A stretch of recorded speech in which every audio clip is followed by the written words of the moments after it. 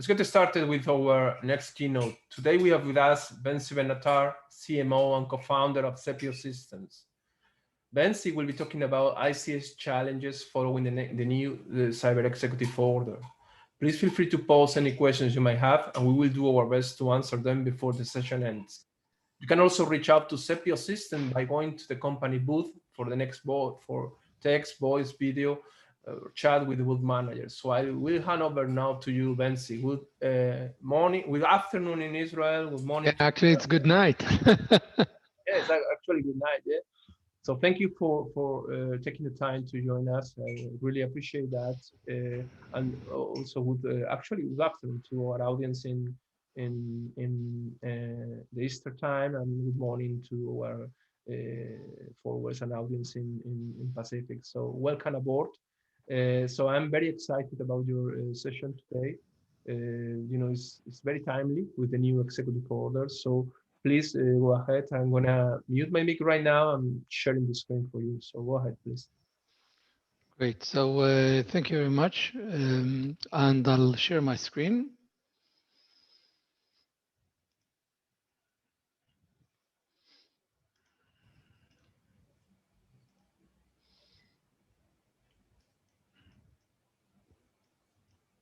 And we can get going. So as mentioned, my name is Bentsi. I'm one of the co-founders for Sepio System, and it's CMO. And I'll be providing kind of an overview of the ICS challenges following the new Cyber Executive Order.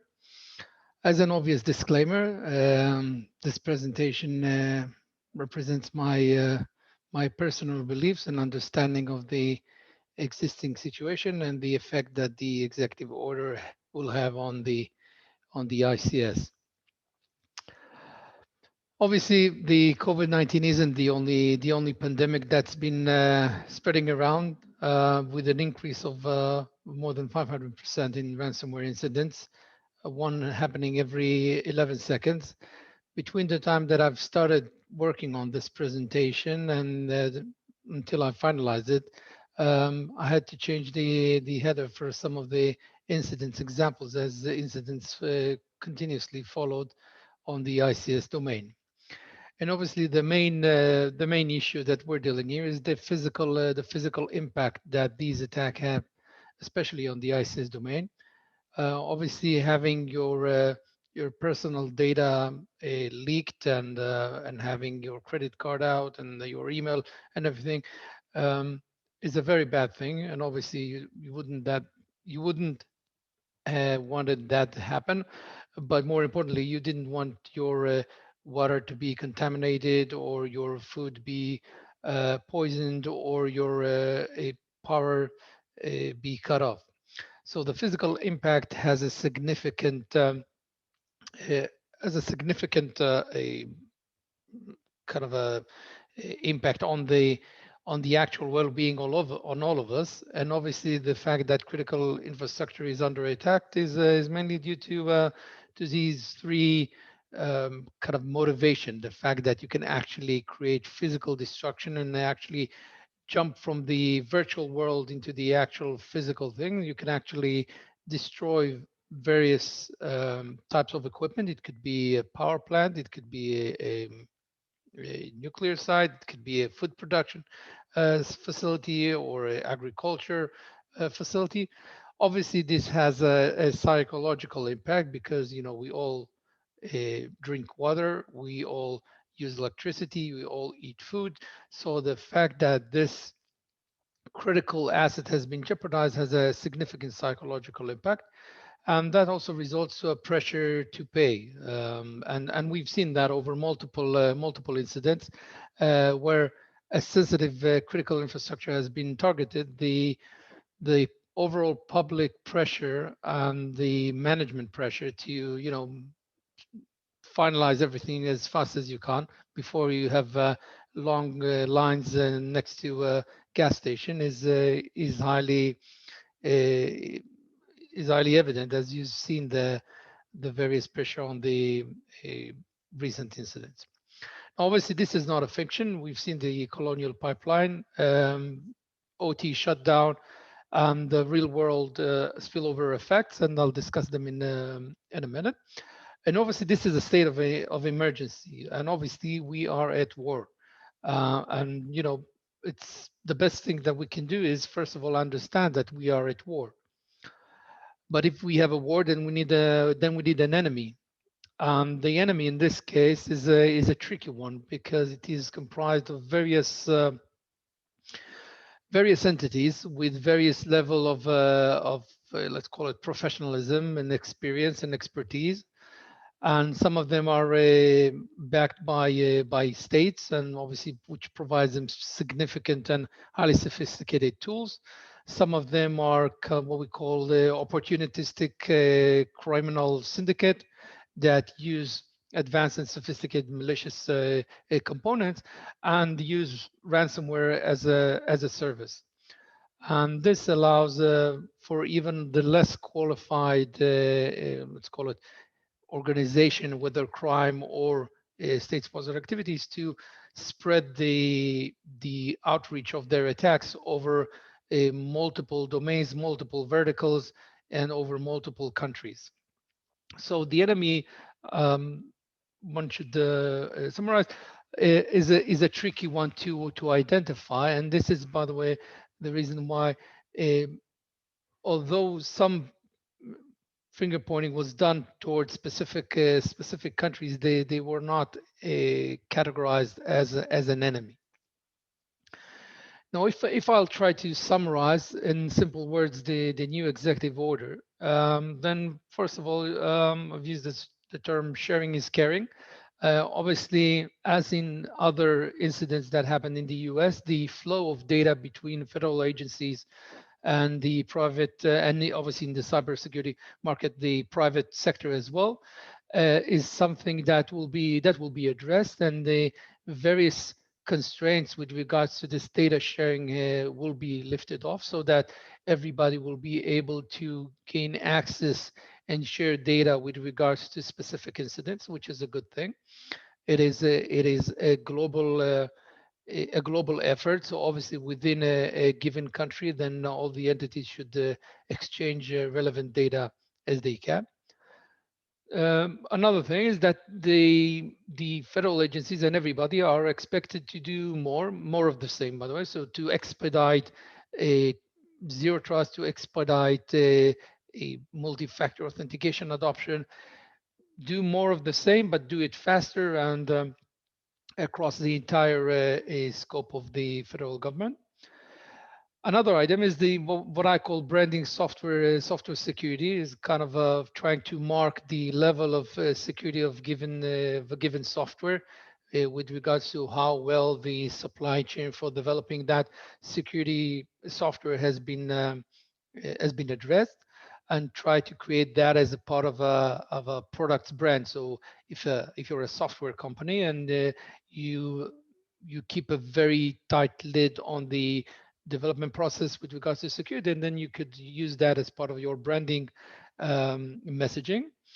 And the cyber incident review board that will have also a representative from the private sector or the commercial sector to overview various incidents, and the effort to create a standard playbook with regards to incident response. Now, there's a lot of good things in this executive order, and the fact that it was issued relatively early on in the term, but it still leaves a lot of unanswered questions or unattended areas in the cybersecurity threat landscape, and I think that the ICS is obviously one of them.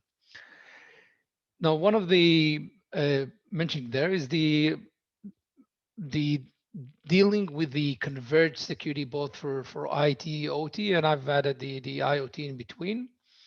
And I think that one of the things is that because we sometimes tend to separate the handling of IT security and OT security in a separate way, we kind of miss some of the things. Because if you're a food manufacturer and you're doing a hell of a job in securing your production floor, and nothing happens there, But then when someone hacks into your IT part of your enterprise and and encrypts all your CRM, and you can't tell where do you need to send the trucks with the food. So it's a good thing that you maintain the business continuity on the OT domain and we're able to continue to produce food or to produce electricity. Or but if you can't deliver it to the end customer, then the effect is the same.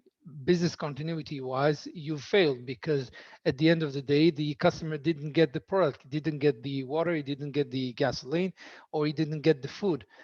So our understanding is that the convergence should be much more tighter, and the understanding that they all share the same should get the same level of attention is very important, and this received only some mentioning in the executive order. Now, in the ICS domain, so obviously there are specific challenges that in the IT domain are less evident. Obviously, the fact that you carry a lot of legacy, and again, the executive order did mention the fact that there should be a kind of a refresh or a transformation with regards to digital assets. But when you have a an OT environment with a lot of legacy equipment from old PLCs or RTUs. So sometimes it's it's a wishful thinking of updating everything, but it's not always feasible. Another thing would be the fact that there are multiple entry points into the ICS environment. Um, some of it is due to the fact that there are multiple vendors, multiple types of equipment, various personnel that go into a specific site to attend to different part of the site. So there's a lot of entry points that are a fertile ground for supply chain attacks on the hardware side or internal abuser, whether these are hacktivists or a crime syndicate or state-sponsored activities. Now, in some way, I know that some of you may disagree with that, but I think that in some way we are looking under the lamp, which obviously is the easiest way because that's where you have the most visibility. But is it the right way? Because I think that the fact that the solar winds event happened obviously had a tremendous effect on the executive order, and obviously it is aimed at making sure that this will not happen. This will not happen again. But this also assumes that the next attack, or has some kind of a assumption that the next attack will be somehow similar to that. And obviously, this won't be the 100% truth because the attackers are evolving and the attackers are learning. And once they will see that they are being pushed away from the supply chain software frontier, then they will find new frontiers, and they will find those frontiers that haven't been addressed by the executive order or the focus of the administration, and obviously the focus of the entire cybersecurity community. So again, this is just to striking out the header as I've changed it. So we've started the colonial move to JBS, and God knows who will be next.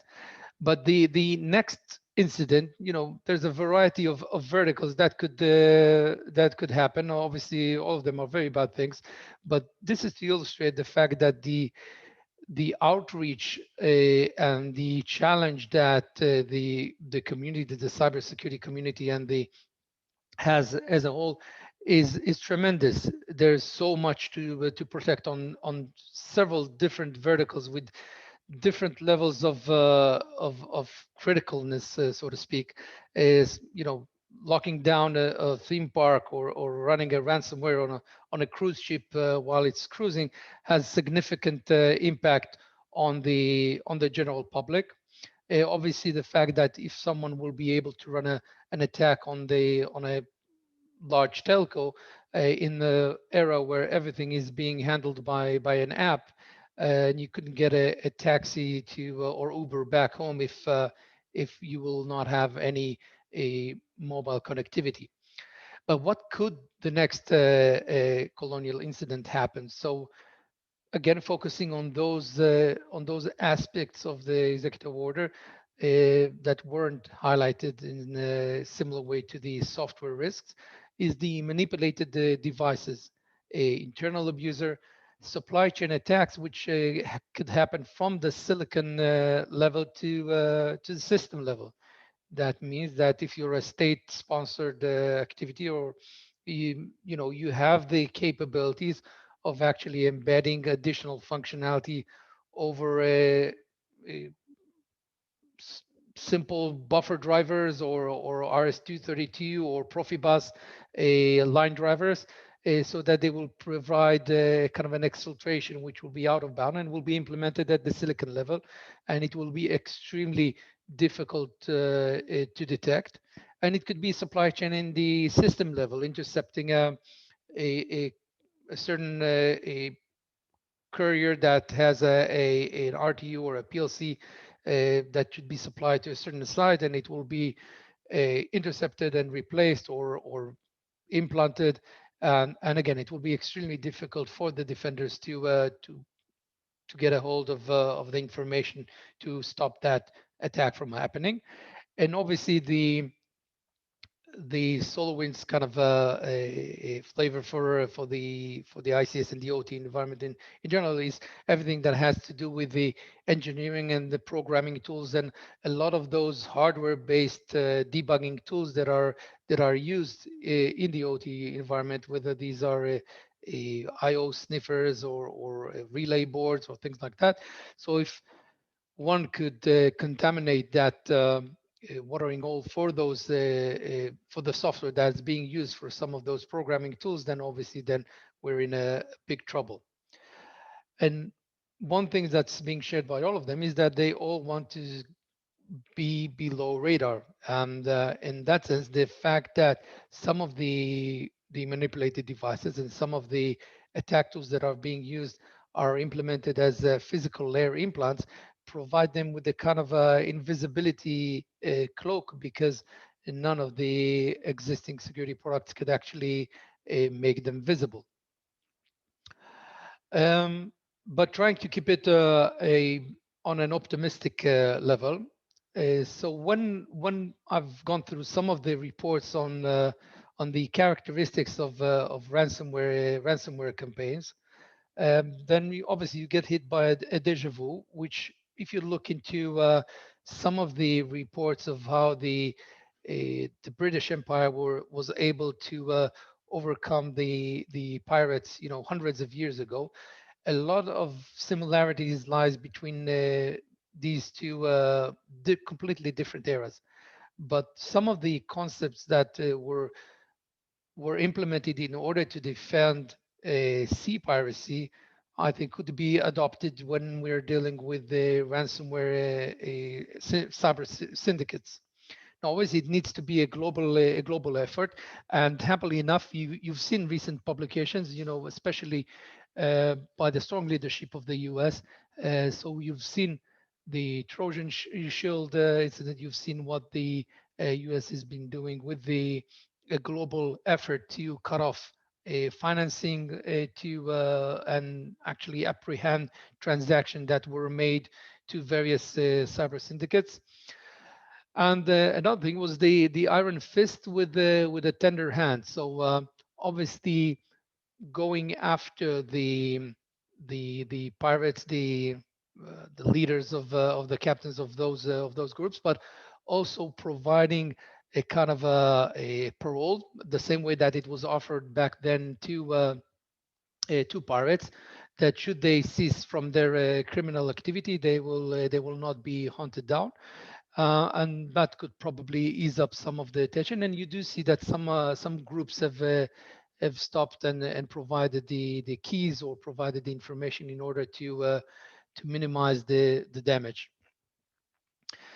Now, our current efforts enough. So again, in the executive orders, the issue of zero trust has been mentioned, and zero trust has been repeatedly been used as if it was a kind of a magic medicine for all the cybersecurity uh, concerns. So obviously, zero trust provides better network access control and microsegmentation, and reduces the what we call the blast radius of a cyber attack. But in order to have a, a completely and a genuine zero trust environment, you do need to take into consideration something that is mentioned in the when you talk about zero trust, which is the device identification and risk scoring of various hardware devices.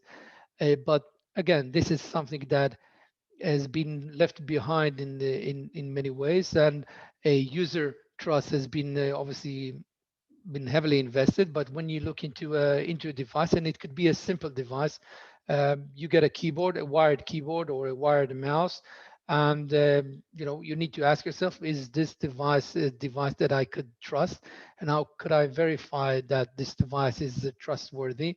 And knowing that there are attack tools that could impersonate as a legitimate device using the same vendor ID or product ID or class ID, how would my security products and how will I know that this device is an actual Microsoft keyboard and not a rubber ducky impersonating as a Microsoft keyboard? So this is something that we're intensively looking into. And this relates to one concept, is that sometimes almost is not good enough. So we have excellent cybersecurity products in the IT and OT domain that covers the upper layers of the kind of OSI layer model, starting from the data link, sorry, layer two up to the application, and and in some way they've left the physical layer, and we could have a complete philosophical debate on that, why it was left behind. But the physical layer is left unattended.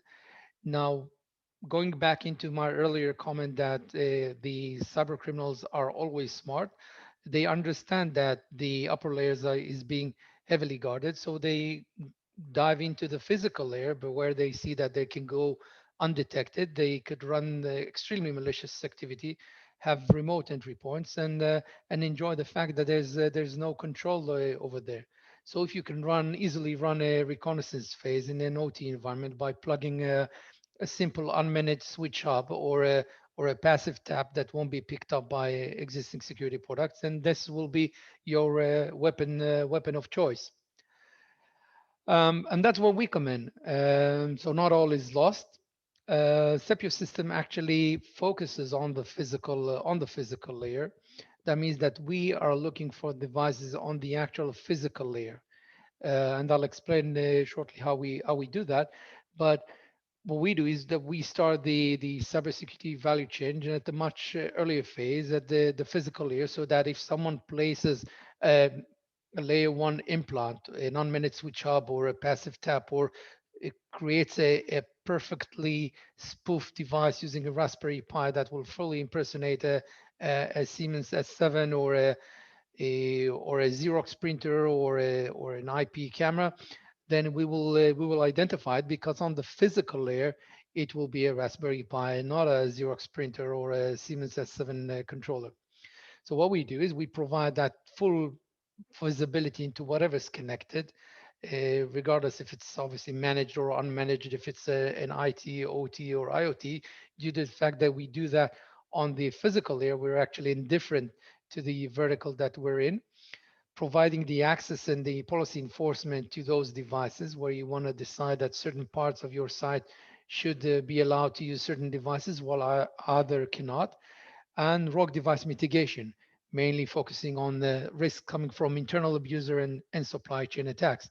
Now, some of the supporting directives from the US, mainly CMMC model, the 889B directives with regards to purchasing certain devices from certain countries and having a complete and a tight lid on hardware devices, mainly intended to battle that supply chain attack on the hardware level, because in many cases the hardware supply chain attacks in is kind of a holy grail, in the sense that it is extremely difficult to identify these type of attacks on a larger scale in a trustworthy in a reliable way.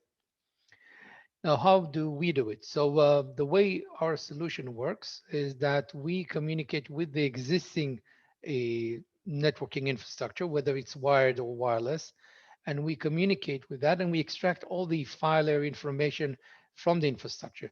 We do not look into the traffic. We do not look into user log files. So there's no privacy issues and no proprietary data issues. What we're interested is only in the file layer um, of the infrastructure, because the switching infrastructure and the networking infrastructure in general reflects the actual device on its file layer, actually reflects the actual device that's connected, because the PHY on the switch side knows that physical layer wise, it sees a PHY from a Raspberry Pi 4 and not a Xerox printer or a Siemens S7. So we gather all that information, which all of it is physical layer. It could be eye patterns of a of the signal jitter measurements, various PoE parameters and monitoring. And we compile everything in an algorithm, which is a combination of a physical layer fingerprinting, augmented by machine learning, which provides a complete solution for detecting both the known attack tools and the unknown attack tools.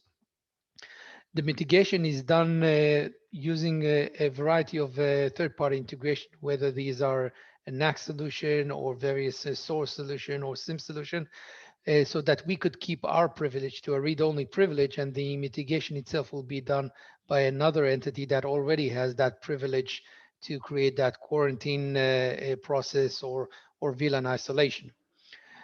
On the other part of the solution, we deal with the host security, and here we bridge the gap of all those HID emulators or USB man in the middle attacks, whether these are rubber duckies or TZs or other devices that impersonate as a legitimate HID devices. And once we identify that it's a rogue device, then it could obviously be blocked if that's the policy that the user decided to apply. So they could be blocked and reported.